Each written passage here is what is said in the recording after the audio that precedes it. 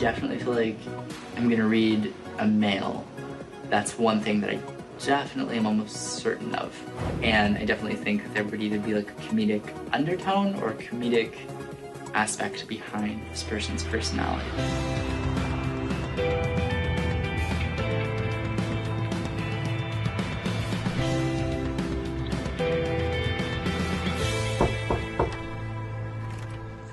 Tyler, what's up, buddy? How are you? I'm Welcome. Tyler. Great to meet you. Buddy, great to meet you, pal. How are you? Come over here and sit down, man. Sure.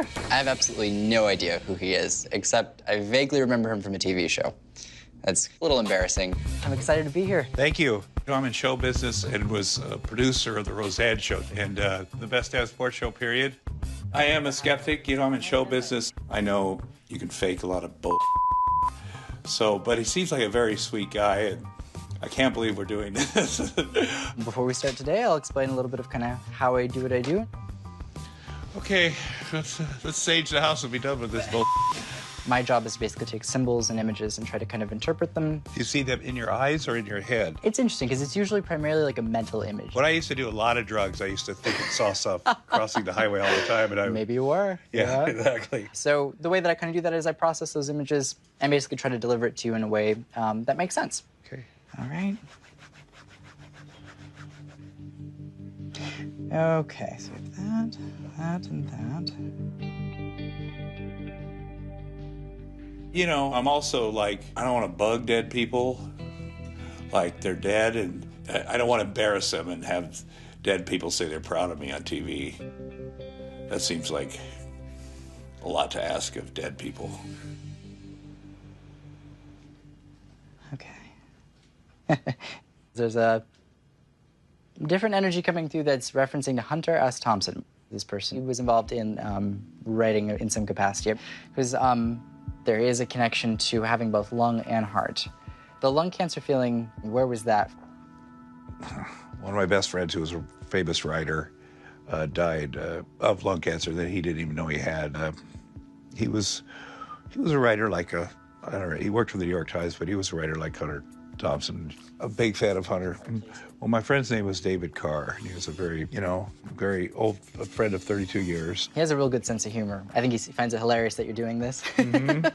I'm sure. I'm sure. But yet he would do it. Yeah, I mean, he's exactly. He's open to it. In addition to that, he is referencing to AA, usually Alcoholics Anonymous. David and I are sober. We got sober. He got sober first in '88. I got sober in '89, and nice. That's a thing that we had in common. Right. I'm an alcoholic. My mother was an alcoholic. My mom was crazy, and I said, I don't want to be like her. It's a hard life being an alcoholic. He dropped dead in the New York Times office after interviewing Edward Snowden. It turned out he had severe lung cancer and severe heart disease. My friend that just died was not something I was going to bring up. The whole writer thing, and but there's a lot of it was a high percentage of accurate information. I don't doubt that he's with family, and he comes through really awesomely. But there's a couple people that are actually going to kind of pop in as well that I'm thinking I'm connecting to. In fact, I'm going to focus on primarily two. I don't really know how to word this. One I really like, and one is more reluctant to come through. There's a reference to the name Kay. Without giving away too much, do you know where that could potentially be? Well, that's my aunt. Kay just passed away a few months ago. Okay. Let's see what we can do with this.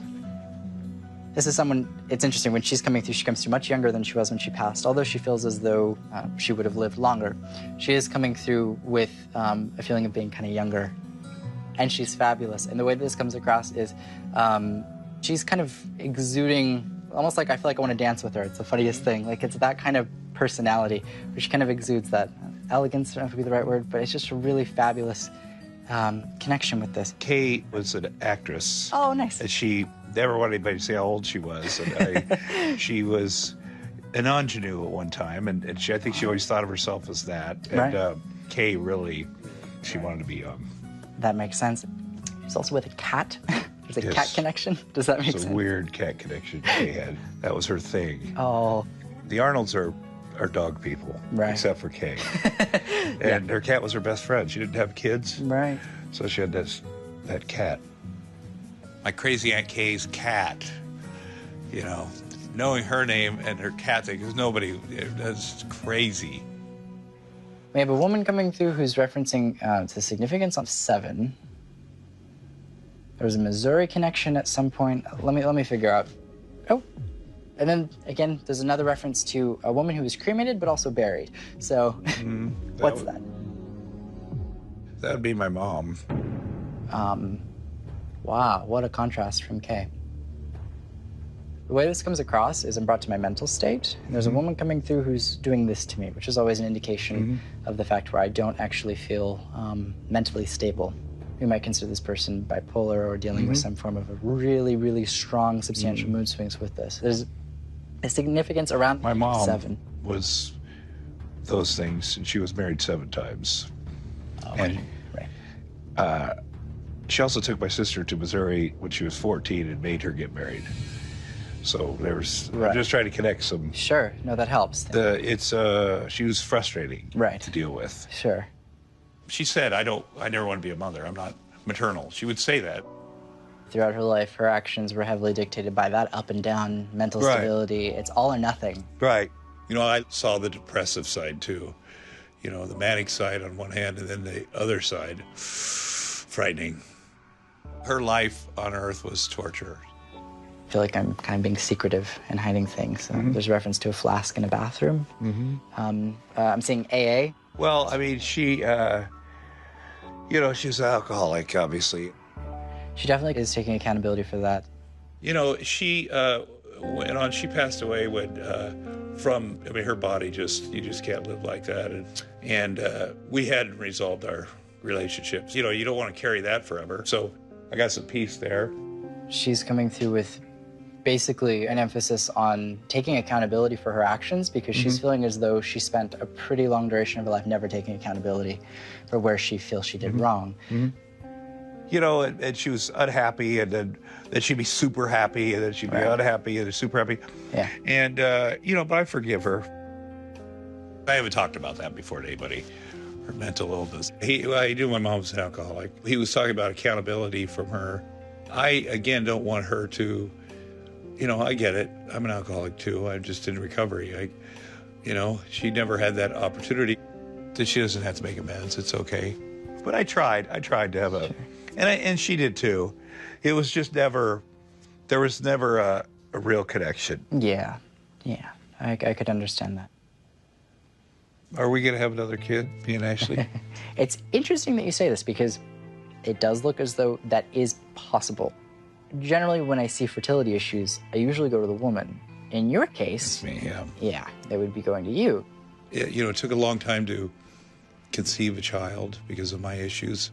This is interesting because with help or assistance, it does look possible in some form. I'm very hopeful. I have a feeling it's happening. So, yeah, it's good. I think being a father is an amazing thing for you. And I think it's a role that is interesting. When I kind of connected this with your mother, one of the big things that she conveys is she feels like you break a chain. And you broke that chain of really a cycle in a lot of areas. There's just kind of been a cycle of denial that has occurred, I would say. And it looks like with having this child now, that's something, you know, you've been through the ringer. You can be, you know, transparent, which is something that, you know, your family's had issues with at times. So I think I was a little emotional, trying not to be emotional at first.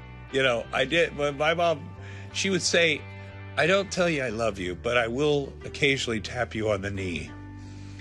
And I kiss my son and hug with my son and dance with my son every day. He's going to know that he was unconditionally loved. And that's my goal in life. Because a tap on the knee is not going to do it. Thank you very much. absolutely. I think he took away a lot of comfort and a lot of closure from the reading. It allowed him to move on and move forward in his life, knowing that his mother was proud of him for ending a cycle of abuse and being an amazing father to his son.